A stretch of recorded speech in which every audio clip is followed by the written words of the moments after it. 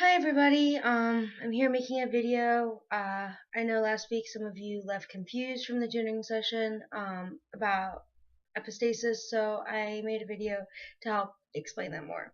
So, with recessive epistasis, you are going to have a 9:3:4 ratio.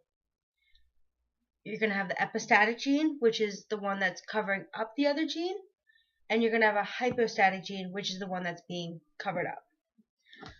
Also, you should keep in mind that these genes have to be in the same pathway. I'll explain that in 1 second, but I'll go to the problem first that she had in class. So, when you had the cross, you produced all blue progeny for the dihybrid cross. And then you ended up with a ratio of 9:3:4. The 9 represents the wild type. The 3 represents like the heterozygotes, and you would expect in Mendelian genetics another 3, but instead we're getting the 4 because we have a little w, little w. That little w is the epistatic gene that is covering up the M, which is the hypostatic gene, producing white progeny. And then the little w does it again and covers up the little m and produces white progeny once again. So with recessive epistasis, you were looking at something that has two alleles that need two copies of the alleles to cover up another genotype. And that's what we see here, and that's why we're getting a 9:3:4 ratio. Now, when I said that the genes have to be in the same pathway,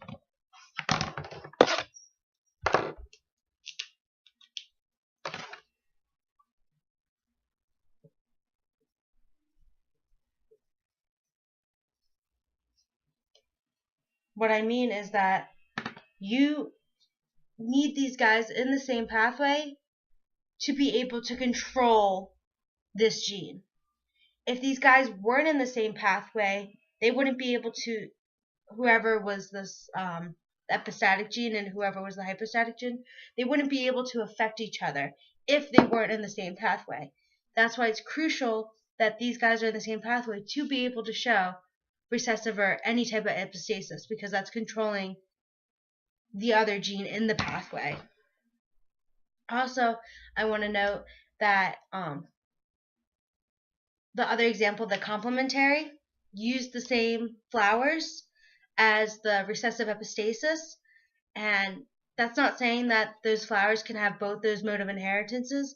She was just using the same example. So don't think that that flower can show complementation and recessive epistasis. It always just shows one. Also, when we're looking at the next one, for dominant epistasis, where you have the 12:3:1,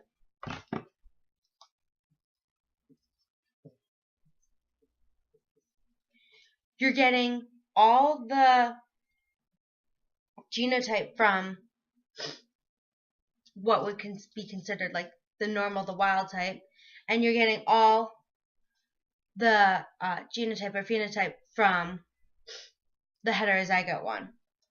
Because this one, you just need the one allele, so say that it's big A,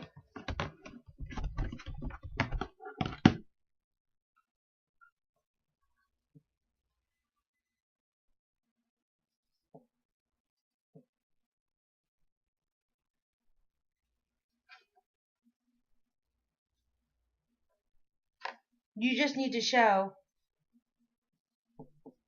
big A to be able to see this phenotype. So that's why you're getting the 12:3:1 ratio.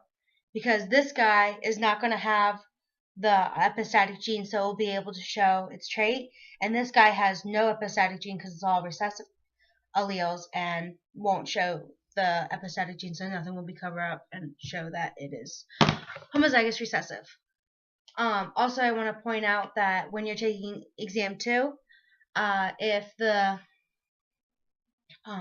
the question shows that the parents are producing progeny with 3 different phenotypes, then you're going to look for a ratio that has 3. If the problem is showing and you're only getting 2 phenotypes, then you need to look for one of the ratios that has 2.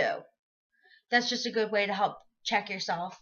Don't just do it that way. You should check yourself, but that's a good way to always check yourself. I think that's it. I hope these videos help. I'll see most of you in tutoring later this week. Thank you.